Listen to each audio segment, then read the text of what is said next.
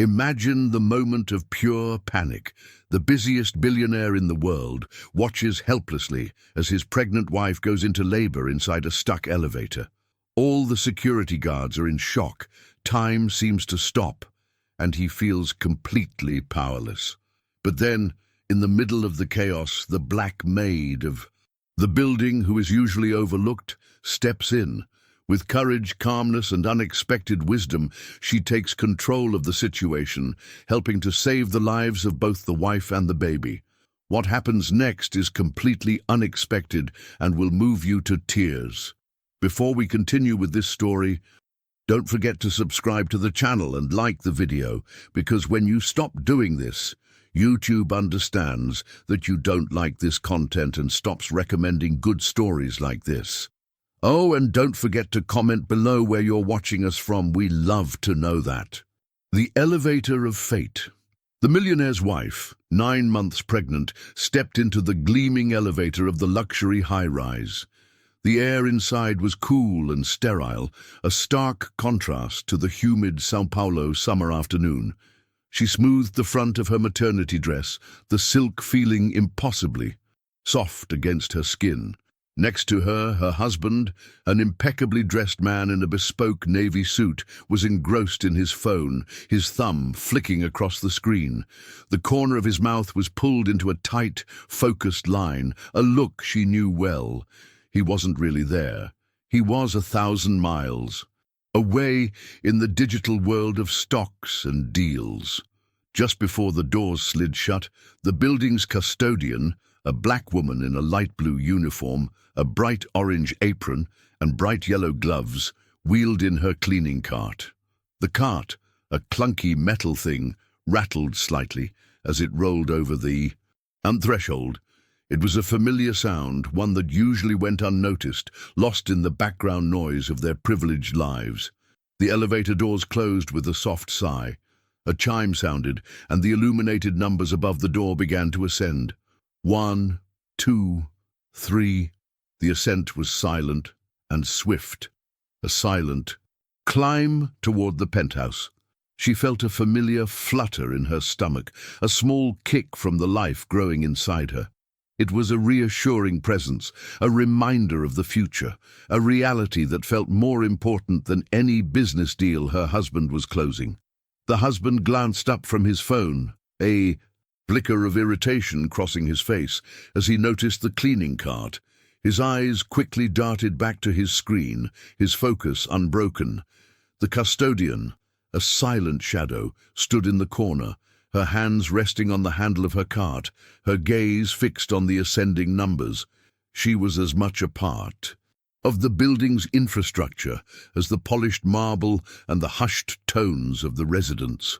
She was a silent witness to their lives, a ghost in her own right. The wife looked at her husband, at the way his face was illuminated by the soft glow of his phone screen, at the way his elegant suit seemed to absorb the light. He was a puzzle she had been trying to solve for years, a man of immense power and wealth who seemed to be a stranger to her, to the life they were building. The gap between them, a chasm filled with silent words and unspoken thoughts, felt as vast as the distance between the first floor and the penthouse. The custodian's presence in the elevator was a quiet interruption, a momentary breach of their bubble of wealth and isolation. She was a reminder of a world they rarely saw, a world of labor and long hours, a world far removed from their pampered existence. The wife felt a sudden pang of empathy for the woman, for the weight of her cart and the weariness in her eyes. It was a fleeting thought, a wisp of a feeling that vanished as quickly as it appeared. The elevator continued its silent ascent, the numbers climbing steadily. The wife felt another kick, a more forceful one this time. She put a hand on her belly, a small smile gracing her lips.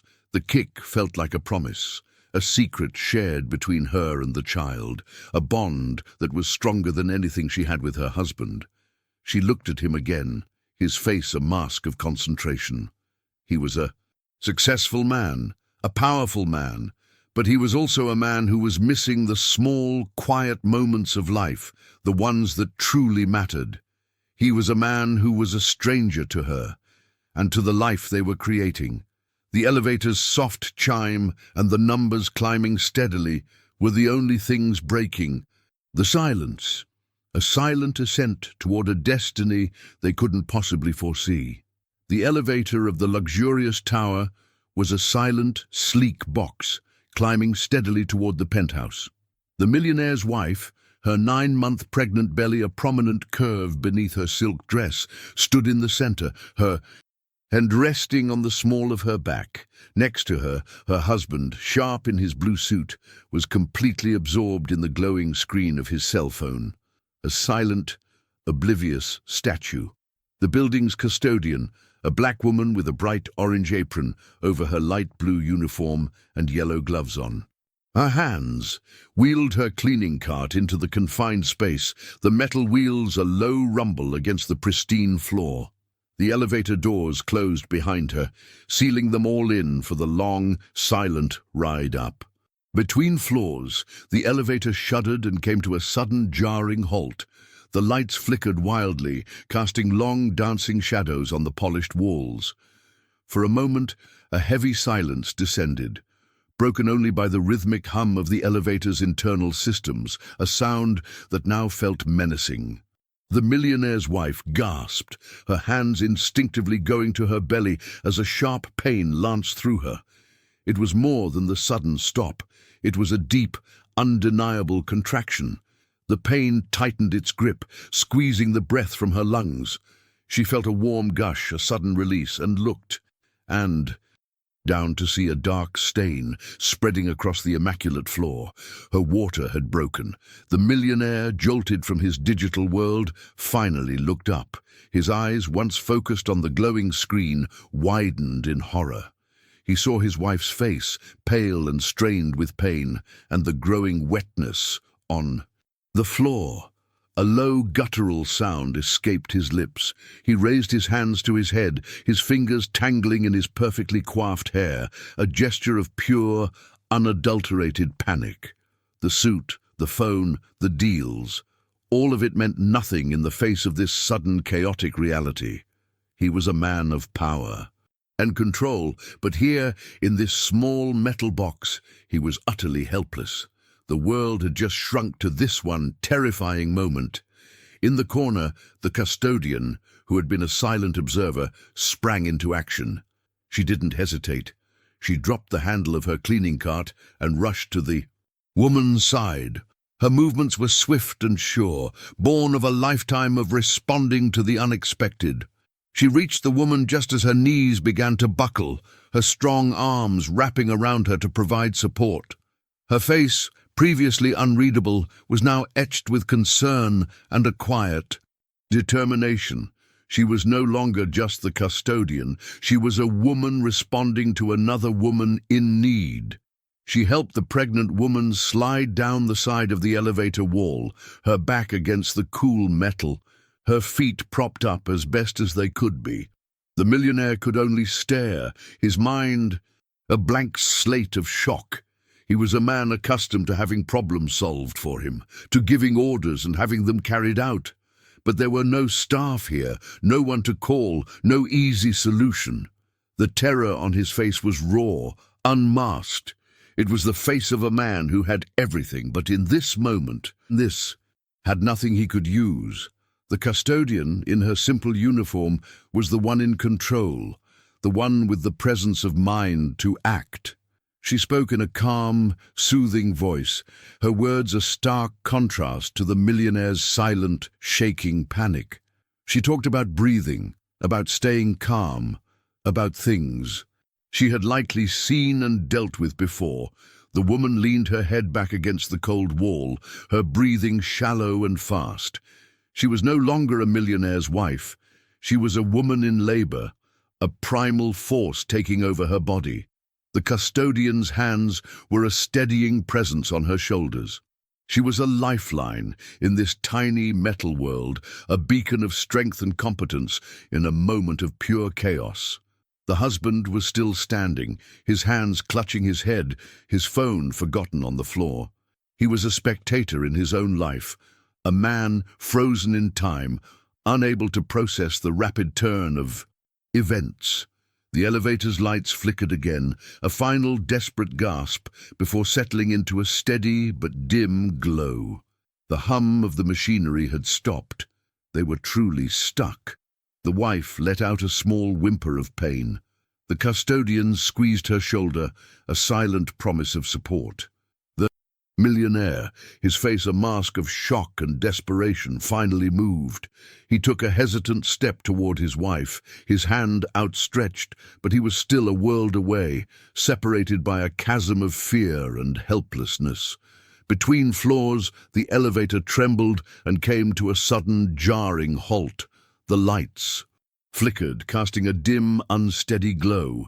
The pregnant woman felt a sharp, powerful contraction and the immediate gush as her water broke. The millionaire, his world collapsing around him, raised his hands to his head in a desperate gesture of shock and panic. The custodian, without a moment's hesitation, rushed to the woman's side and knelt to support her. The millionaire, his world having completely shattered, had no idea what to do. His hands dropped from his head, and he looked around the small metal box as if seeing it for the first time. The silence of the broken elevator was deafening, amplifying the frantic thoughts in his mind. He took a few wild steps, his elegant shoes squeaking on the wet floor, and then, with a howl of frustration and terror, he started pounding on the elevator doors. "My God, no! What do I do? Someone help us!" he screamed, his voice cracking with desperation. Each thud of his fist against the metal was a desperate plea, a futile attempt to break free from this terrifying confinement. The cleaning lady, still kneeling by the pregnant woman's side, remained completely calm. Her focus was absolute. She put a hand on the millionaire's leg, her touch firm but gentle, a silent command to stop. "Calm down." "Sir," she said, her voice a low, steady anchor in the storm. "Screaming won't help. We need to stay calm." But her words were lost on him. He didn't hear her. He was a man drowning in a sea of helplessness, a man whose entire life had been about control, and now he had none. He continued to pound. On the door, his face a mask of primal fear. The pregnant woman let out a low moan, her eyes squeezed shut as another contraction seized her. The cleaning lady's full attention was on her.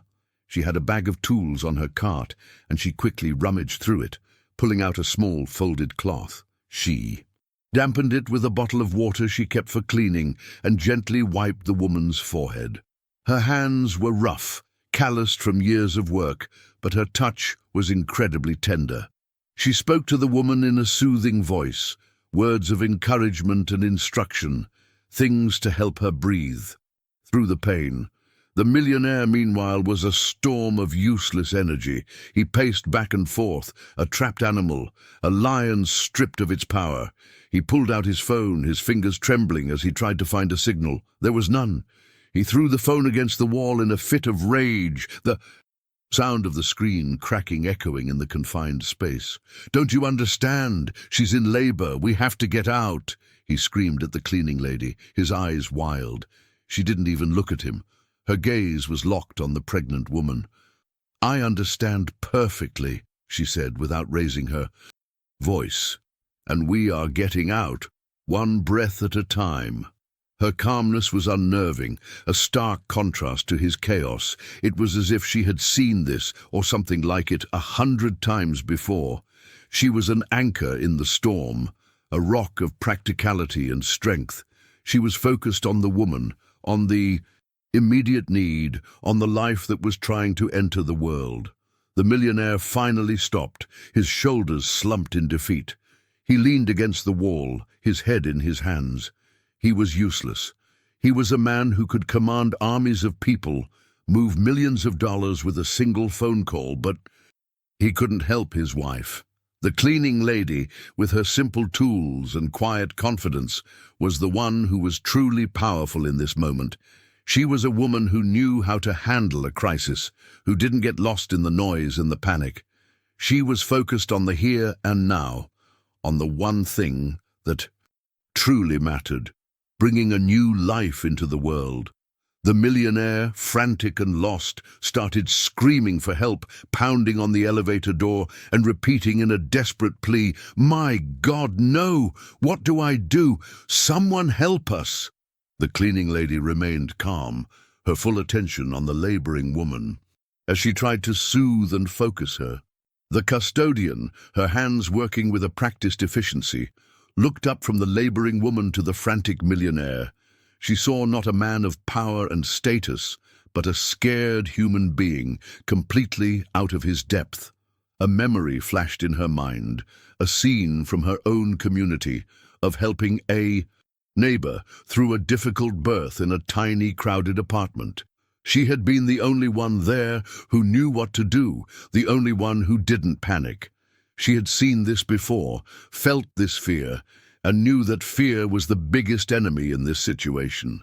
"Sir, breathe," she commanded, her voice cutting through the millionaire's frantic mutterings. "She can't do this if you lose your head."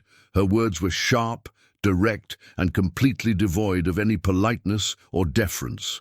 This was not a moment for pleasantries. It was a moment for survival. The millionaire, his face still a mask of pure terror, looked at her, his eyes wide and unblinking. He was accustomed to people talking to him with respect, with a certain level of fawning. But this woman wasn't fawning. She was telling him what to do, and her authority was undeniable. He took a shaky breath, a low, rasping sound. His hands, which had been clenched into fists, slowly uncurled.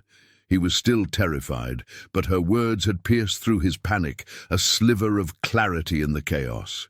He leaned against the wall, his gaze fixed on her, on the calm, composed woman who was now in charge of his world. He wanted to argue, to scream again, but he knew she was right. His fear was not helping. It was a poison, a weight dragging his wife down. The custodian turned her full attention back to the woman. She spoke to her in a soothing voice, a gentle murmur of encouragement and guidance. She held the woman's hand, her touch grounding and real. "Good," she said, her voice filled with quiet approval. "That's it. You're doing great." She was a coach, a guide, a presence that was both strong and comforting. She was a woman who knew what she was doing. The millionaire watched in a daze. He saw the way the woman's face, etched with pain, relaxed slightly under the custodian's gentle touch. He saw the way she followed the custodian's instructions, a silent, implicit trust forming between them. It was a trust born of shared experience, of a common humanity that transcended the barriers of class and wealth. He, the man with all the money, was a helpless bystander. She, the woman who cleaned his building, was the one who was saving his wife. He took another shaky breath, the custodian's words echoing in his mind. "She can't do this if you lose your head." He knew she was right. He had to be strong. He had to be calm. He had to be there for his wife, not as a panicked spectator, but as a silent source of support. He moved closer, his fear still a palpable presence, but now it was a silent internal fear, not an external destructive one. He was still in a state of shock, his mind reeling, but he had taken the first step toward regaining control. He had surrendered to the voice of experience. The custodian, remembering similar situations from her own community, turned to the millionaire. "Sir, breathe. She can't do this if you lose your head," she commanded. Startled, he obeyed, but the panic in his eyes remained. On the cold, unforgiving floor of the elevator, the pregnant woman writhed in pain, her body an instrument of an ancient, powerful process. The millionaire's wife, a woman accustomed to softness and luxury, was now a warrior, fighting a battle that no amount of money could prepare her for. The elevator's cool metal floor offered no comfort, only a stark, sterile surface for the drama unfolding. The custodian, with a clear-headed determination, began to improvise. She quickly removed her own blue cleaning jacket, the garment a symbol of her profession now repurposed as a makeshift blanket. She folded it neatly and slid it under the pregnant woman's head, a pillow of necessity. From her cleaning cart, she pulled out a stack of clean cloths, the same cloths she used to polish marble and dust furniture, and arranged them carefully beneath the woman. Her movements were swift and precise, her mind already several steps ahead, planning for what was to come. She was a woman who was used to making do, to turning ordinary things into tools for survival. She took a deep breath, her eyes locking with the pregnant woman's. The woman's face was a mask of agony, her teeth gritted, her hands clutching at the cool metal floor. The custodian's voice, a low and steady murmur, cut through the pain. "Push," she commanded, her voice firm. "Breathe. You can do this." Each word was a building block, a piece of a foundation she was creating to support this woman, to guide her through the darkness. With each contraction, the woman's cries grew louder, her body tensing and releasing in a painful rhythm. The millionaire, who was now crouching nearby, could only watch in a state of stunned silence. He was a spectator at his wife's most vulnerable moment, his hands now useless, his wealth a meaningless burden. He could not protect her from this. He could not make the pain go away. All he could do was watch as the custodian, a complete stranger, took control of the situation. The custodian didn't flinch. She was focused, her attention unwavering. She coached the woman with a quiet intensity, her voice a constant source of strength. "Breathe, breathe with me," she instructed, taking a deep, slow breath herself, a silent guide. "Push, that's it, Force. You're doing great. One more time." She was a conductor, leading an orchestra of pain and effort, her baton a steady hand on the woman's leg, a reassuring presence. The custodian was a woman who had seen the world from the bottom up, who had dealt with things in their rawest form. She had dealt with messes, with breakages, with the unexpected. And this was just another mess. A beautiful, terrifying, messy birth. She knew that in a crisis you don't panic, you act. You use what you have, you make a plan. And her plan was simple. Get this baby out, safe and sound. She was a midwife of sorts, an accidental one. She was a woman of infinite patience and unwavering focus. She was the calm in the storm, the voice of reason in the chaos. She was the one who was truly powerful in that tiny metal box, her quiet strength and practical knowledge far more valuable than any amount of money. She was a woman who had seen life in all its messy, beautiful and terrifying forms. On the cold floor of the elevator, the pregnant woman writhed in pain. The custodian, her mind racing, took off her own cleaning jacket to use as a blanket and pulled cloths from her cart, preparing everything she could. With each contraction, she guided the woman with a firm voice. "Push, breathe deep. You can do it." The miraculous birth.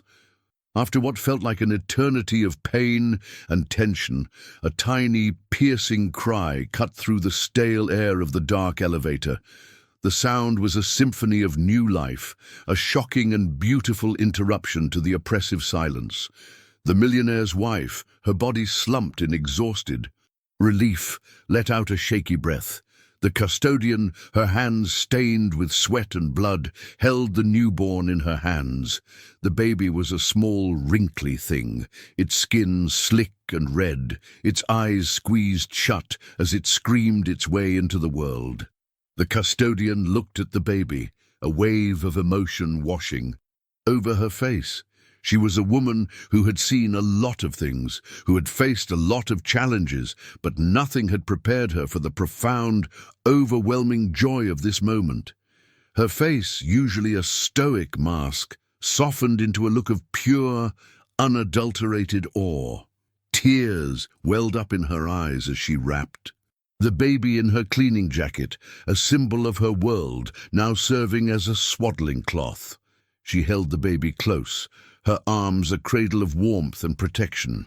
The millionaire, who had been a frozen statue of panic and despair, finally moved.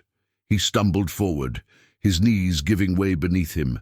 He fell to the floor, the polished metal cold against his skin, and looked at the custodian and the baby. The sight was too much to bear. Tears, hot and fast, streamed down his face. He was a man who had built an empire, a man who had controlled his world with an iron fist. But in this moment, he was nothing.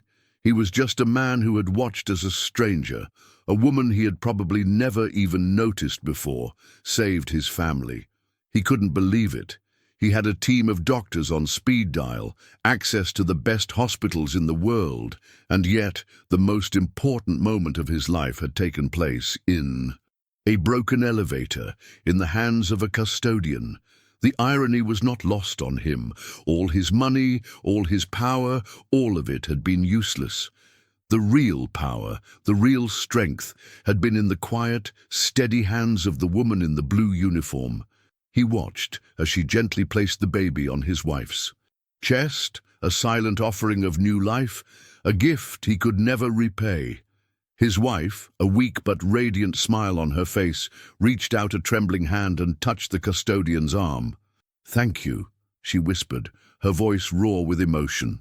The custodian simply nodded, her own eyes still glistening with tears. There were no more words to be said. The bond between them, forged in the heat of a shared, terrifying experience, was stronger than any contract, any social barrier. The millionaire, still on his knees, finally looked at the custodian. His eyes were no longer filled with panic, but with a deep, profound sense of humility and gratitude. He was a man who had everything, but in this moment he knew he had nothing without the kindness of a stranger. He was a man who had been given a second chance, a second life, and it had been handed to him in a small, wrinkled bundle by a woman he barely knew. After moments of pain and strain, the cry of a newborn echoed through the dark elevator. The custodian held the baby in her hands, her face filled with emotion. The millionaire fell to his knees, tears streaming down his face, overwhelmed and humbled by the fact that a stranger had saved his family. The doors open. With a soft chime and a mechanical groan, the elevator doors finally slid open. The sudden light from the hallway was blinding, a harsh, unexpected intrusion. A team of security guards and paramedics stood on the other side, their faces etched with concern and urgency. They had been called, of course, alerted by the building's alarm system, and they were ready for a full-blown emergency. They ran into the elevator, their movements swift and practiced, their voices a flurry of questions and commands. But their momentum stopped dead as they took in the scene before them. The scene was not what they had expected. There was no chaos, no screaming, no frantic panic. Instead, there was a quiet, almost sacred tableau. In the center of the small space, the custodian stood with a calm, serene expression on her face. Her light blue uniform was stained with blood. Her bright yellow gloves were now a deep, rusty red. In her hands, a tiny, squirming bundle wrapped in her cleaning jacket, she was holding a healthy baby. The baby was crying, a loud, healthy wail that filled the elevator and seemed to fill the entire hallway. The custodian gently placed the baby in the arms of the mother, who was still slumped against the wall, her face pale, but her eyes filled with an overwhelming love. The mother held the baby close, her arms a fierce, protective embrace. She was weak, but she was radiant, a new mother in a space that was both ordinary and extraordinary. The millionaire stood in the background, a silent, stunned observer. He was a picture of disheveled defeat, his elegant suit wrinkled, his hair a mess, his face streaked with tears. His phone, a symbol of his old life, lay cracked and useless on the floor. He watched the scene unfold, his mind still, trying to catch up with the reality of it all. He was a man who had everything, but in this moment he had been a spectator in the most important moment of his life. The paramedics, trained to deal with every kind of medical emergency, were silent. They had never seen anything like this before. The custodian, a woman they had passed in the hallways 1,000 times without a second glance, was the one who had delivered the baby. She was the hero of the hour, a quiet, unassuming force of nature who had done what they had been called to do. The head paramedic, a woman with a kind but no-nonsense face, finally broke the silence. She knelt down beside the mother, her voice gentle as she began her examination. She checked the baby, her hands a reassuring presence. She looked at the custodian, a look of profound respect on her face. She didn't need to ask for a rundown of what had happened. The scene spoke for itself. The custodian's presence of mind, her practical knowledge, her unwavering focus had saved a life. The millionaire finally moved, taking a tentative step toward his wife and newborn. He was still in a state of disbelief, a man who had been humbled and broken by a single, terrifying event. He looked at the custodian, a silent question in his eyes. She met his gaze, a quiet understanding passing between them. He was a man who had a lot to learn about the world, about what truly mattered, and she, a woman who had taught him a lesson he would never forget. The elevator. Doors finally opened, revealing security guards and paramedics who rushed in. Everyone was stunned by the scene. The custodian, her hands bloody, was handing the healthy newborn to the mother, while the millionaire watched silently, still unable to believe what had happened. In the sterile, quiet room of the hospital, the millionaire's wife held her newborn close. The baby was swaddled in a clean, white blanket, a stark contrast to the makeshift one of a cleaning jacket. The custodian stood by the bed, her hands scrubbed clean, the blood and the memory of the elevator still fresh in her mind. The wife looked at her, her eyes welling with tears. "You saved us," she said, her voice trembling with emotion. "If it wasn't for you, I don't know what would have happened." The words were simple, but they carried the weight of a lifetime of gratitude. The custodian, a woman who had spent her life in the shadows, was now the center of attention. She didn't know how to respond to such heartfelt thanks. She had only done what needed to be done, what her instincts had told her to do. She had reacted to a crisis, a human being helping another human being. She had seen a woman in need and had acted without thinking about money or status or the differences between them. The millionaire, standing at the foot of the bed, was a different man from the one who had entered the elevator. His expensive suit was still rumpled, his hair still a mess, but the panic in his eyes was replaced by a deep, profound humility. He looked at the custodian, a woman who he had ignored for years, a woman he had never truly seen. He was a man of power and privilege, and he had been humbled in a way he never could have imagined. He had looked at her and seen a custodian. Now he saw a hero. He thought back to the elevator, to his own frantic screaming, to his useless panic. He was a man who had everything, but in that moment he had been nothing. He had been a spectator in his own life, a man who had been saved by the courage and quick thinking of a woman he had taken for granted. He felt a wave of shame wash over him, a burning, painful feeling. He had been a fool, a man who had thought money and power could solve everything. The custodian simply nodded, her gaze a mix of humility and understanding. She knew what he was feeling. She had seen that look before, in the eyes of people who were suddenly faced with a reality they couldn't control. She was a woman who had seen the world from the ground up, who had a clear-eyed view of what truly mattered. The wife reached out a hand, and the custodian took it. Their hands, one soft and pampered, the other rough and calloused, were a symbol of the bond between them. It was a bond forged in a moment of crisis, a bond that transcended social barriers and the superficial divisions of wealth and class. It was a bond of shared humanity, a silent promise that they were connected in a way that no amount of money or status could ever buy. The millionaire watched them, a silent tear escaping his eye. He was a man who had been given a new perspective, a new life. He was a man who had been taught a lesson he would never forget, a lesson about what truly matters, about the people who are really important, about silent heroes who walk among us every day. In the hospital, the wife, with tears in her eyes, thanked the custodian, saying, "You saved us. If it wasn't for you, I don't know what would have happened." The millionaire, ashamed of his panic, looked at the woman he had always ignored and finally recognized her courage. Days later, the millionaire, a man transformed, sent for the custodian. The meeting took place in his vast office, a space filled with polished mahogany and towering windows that overlooked the city. The custodian, wearing her uniform, stood awkwardly in the center of the room, a world away from her. Usual territory of hallways and trash bins. The millionaire, for the first time in his life, felt a deep sense of unease. He didn't know how to express the depth of his gratitude, the profound change that had taken place inside him.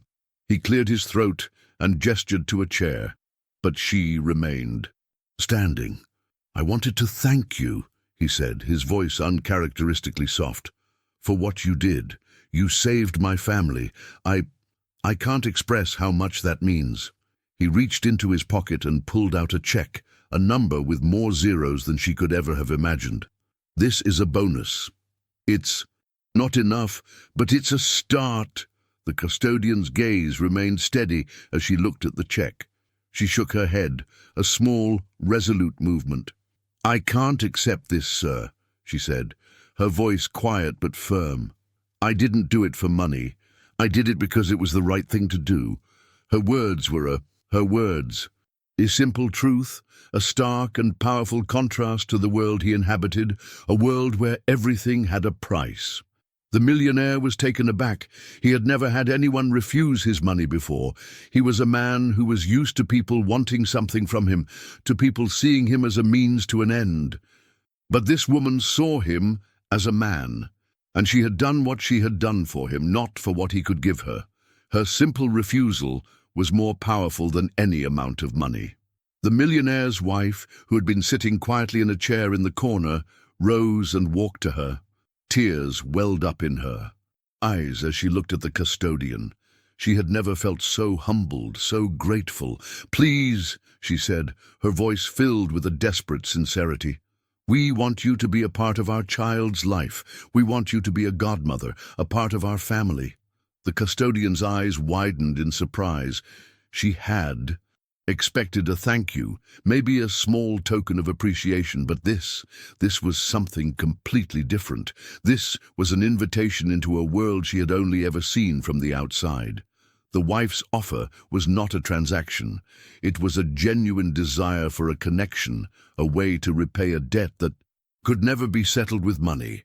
The millionaire, watching the two women, felt a profound shift within him. He saw the genuine, unselfish bond that had formed between them, a bond that was more valuable than any business deal he had ever closed. He had spent his life chasing things that didn't matter, and in a few short, terrifying minutes, he had learned what truly did. He saw the humanity in the custodian, the courage and the strength that had saved his family, and he knew that her place was not just in the hallways of his building, but in their lives. Days later, the millionaire sent for the custodian. He offered her a bonus, but she refused the money, telling him, "I didn't do it for personal gain. I did it because it was the right thing to do." Touched by the simplicity of her answer, the wife insisted that she be invited to be a part of the child's life. The baby's presentation party was a spectacle of wealth and influence. The penthouse was filled with the soft murmur of conversation, the clinking of crystal glasses, and the flash of cameras. Rich friends and curious journalists milled about, their eyes scanning the room, trying to catch a glimpse of the new miracle baby and the story behind his birth. But the millionaire's wife, standing beside her husband, was not interested in the usual social rituals.